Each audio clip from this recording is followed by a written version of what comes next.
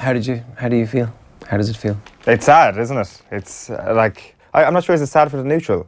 Totally, yeah. Is everybody sad he's gone from football? Because the ultimate sadness you feel when your players retire is, well, the first thing you think of is about the competitive edge he gave you. Like, forget about the character he was. Obviously a huge character for GEA and a huge player for GEA, and he kind of helped change the face of what we know football to be in a certain way.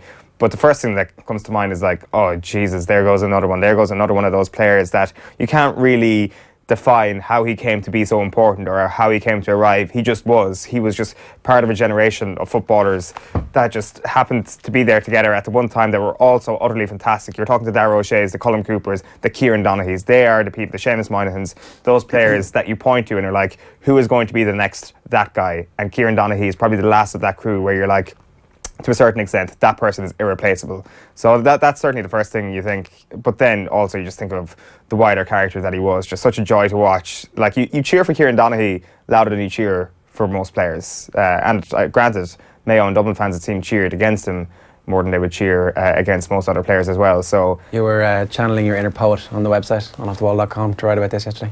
Well, I'm nowhere near the level of poet that Kieran Donaghy is. Certainly no rhyming couplets in my article, but you can check it out on offtheball.com if you so wish to view my thoughts in a more coherent manner. If you were to kind of rank the Donaghy moments, is there a single... I mean, I know you particularly loved the equalising point in the All-Ireland final that, like, they end up losing, that 2011, yeah. Get enough credit.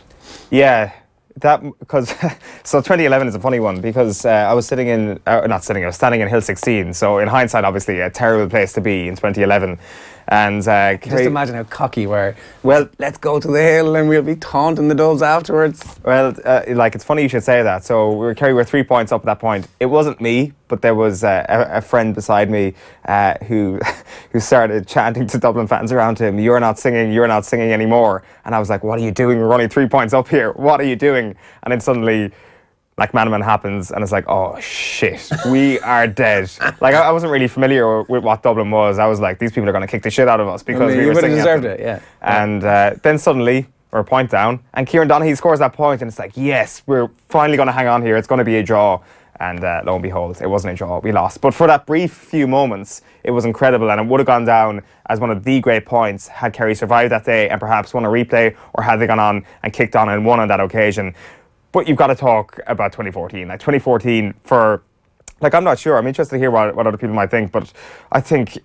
I've never felt happiness from a sporting occasion as I felt when we won the All-Ireland in 2014. And that only comes because Kieran Donaghy was there, not only in the obvious scenario of him being thrown on against Mayo, but of course in the final, of course in the replay against Mayo. He saved Kerry's bacon and he won the All-Ireland for Kerry that year. It was hugely significant in winning the All-Ireland for Kerry that year. And you think about how he's kind of been a magnet for amazing talent. Like, you talk about the likes of creative players like Darren O'Sullivan and Declan O'Sullivan, to a certain extent players like Darragh O'Shea, who thrive so much with having a focal point in at full forward. And then you think about the players who've played off him, from Colm Cooper to James O'Donoghue to this year David Clifford in Clonus. It's like he is greatness personified because of the greatness he brought out of other players, and he must have been a magical player to play with, and like created so many unbelievable moments. Like, if you look back in the cold light of day 25 years from now and you're like ranking the best Gaelic footballers, is Kieran Donaghy going to be ranked there? I'm not sure. Maybe he will, but in terms of importance, in terms of the enjoyment, in terms of the memories, and in terms of being a memorable GEA star, he would be ranked right up there. I thought that it was mad that year that he came off the bench against Mayo, that there was no conversation about him kind of being in the, at least being considered for Footballer of the Year. When you consider the impact that you have at key moments, that ends up on the team that wins the All-Ireland, where you score the goal that makes the difference between the teams. I think just James O'Donoghue was just too good that year. He was absolutely sensational, but he wasn't nominated. There was no conversation about it. It was like he wasn't part of the team, and he didn't even play in that semi-final really. Yeah. Except, I mean, played pretty much the full semi-final replay. Yeah, and also there would have been no semi-final replay if he hadn't existed. That's it. Look at Jack McCaffrey this year. Like, if he wins it, that year, did he? Kieran Donaghy did get an All-Star in 2014. Did he? Okay, well, but he wasn't in the conversation for footballer. I'm open to correction of that. Like, 2014 is a bit of a blur. I'm not going to lie, Ger. Maybe Tommy would check that for us while we're going through the. I didn't care about anything that year except for somehow Kerry digging out that All-Ireland. Okay, so let's bring you through the newspaper headlines. Trump is on the front of all the papers today, and I think we're all pretty happy about that. Ireland raised spirits with battling draw. O'Neill's fringe players step up to the plate in Poland. No Aiden O'Brien puns. I thought that maybe this would be like maybe the tabs of the day. We're going to get it. And Bundy Aki back for Connacht in Murrayfield. So Connacht will be up against Edinburgh this weekend, looking for back-to-back victories after their 32-13 win over Zebre. Poles apart is the headline. Solid display takes heat off O'Neill after Wales debacle, but late equaliser denies Ireland morale-boosting victory. I think their morale is pretty boosted from the draw. The morale was boosted from not getting hammered. It's a compliment to be compared to Donaghy, says Bomber, which I guess is the ultimate compliment that any retiring full forward can ever have from somebody in Kerry, where Bomber goes, yeah, the lads are saying I was it. Yeah, I mean, who was better? I don't know. As being a direct focal point in full forward. Yeah, it's Bomber or Donaghy, really, isn't it? Yesterday's Examiner was poles apart as well, apparently. Late woe. Poles deny O'Neill's Ireland with late leveller. It's not really woe, is it? It's like... I certainly didn't feel woeful. No, I was like, oh, that's a pity. I wonder who's to blame for that. Richard Keogh's very angry. I like an Ireland team with Richard Keogh, and I have to say. Yeah, it's a good point. He looks craggy. He's organising stuff. Great beard. Amazing.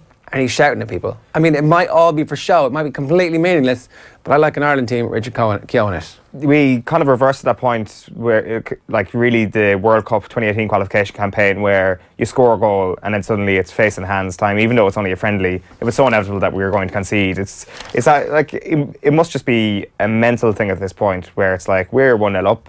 We cannot hold this thing, or we cannot play in a positive manner anymore. We must concede. It's almost like an unwritten rule in the Irish psyche. So, the first step is playing the ball on the ground, which they managed to do last night. If they can go on one further step and actually hold a 1-goal lead, that would be a hugely positive outcome from what happened over the last couple of weeks. The Examiner obviously has loads of great stuff about Donaghy, including printing his poem that he published on Instagram yesterday.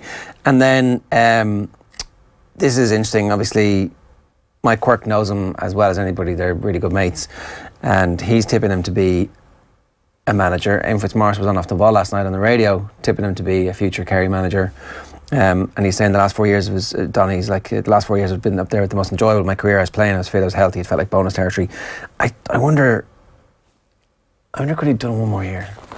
I was thinking that. As the days had kind of slipped by and the weeks had slipped by, I was thinking to myself, Kieran Donaghy might be around for next year. In the same way that it seems like there's no reason for Cluxon to retire until he's bored of this.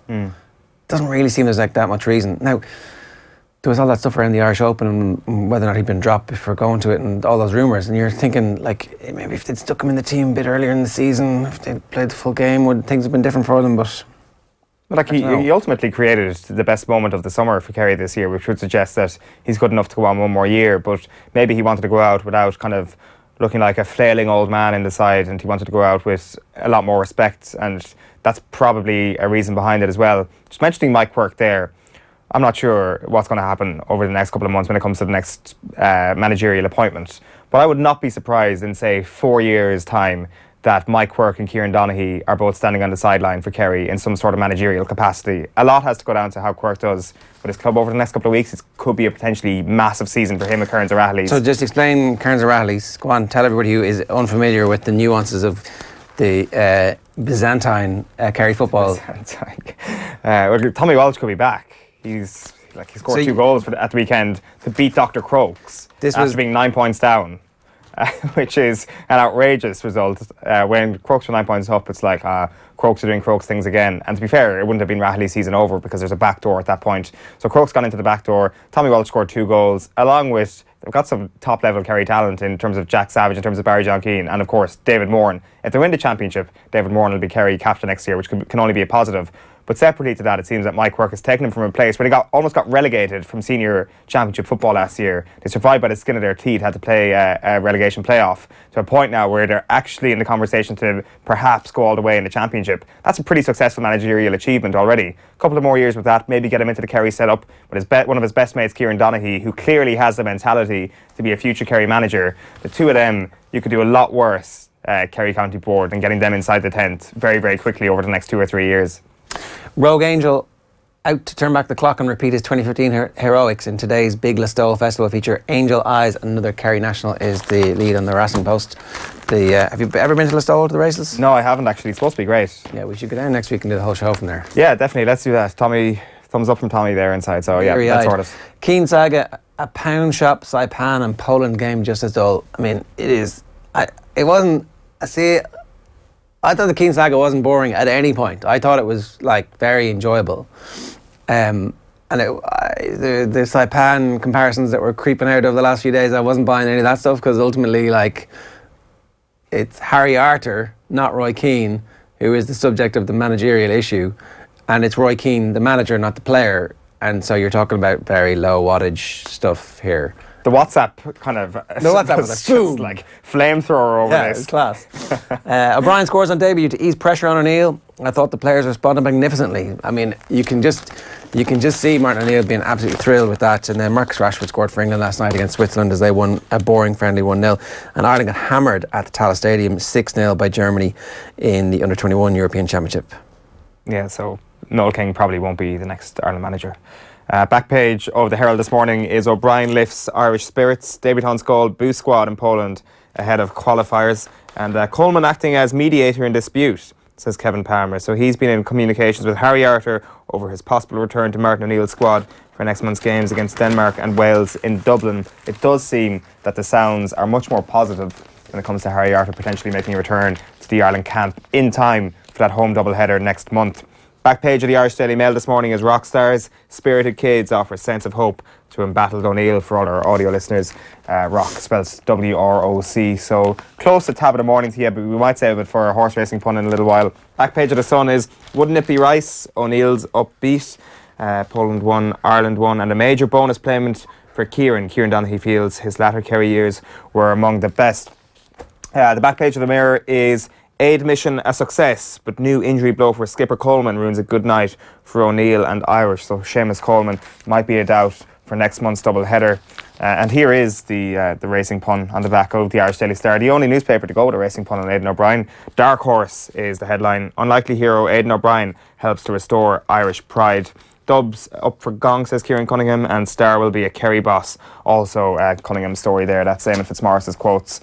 And then finally, just a couple of the UK back pages. The front page of the Daily Telegraph sports section is England's perfect ending. Anderson becomes leading test pace wicket taker as Cook bows out with defeat of India. And the Guardian then goes with the football. Rashford to the rescue. England stutter against Swiss before forward pounces. England 1, Switzerland 0.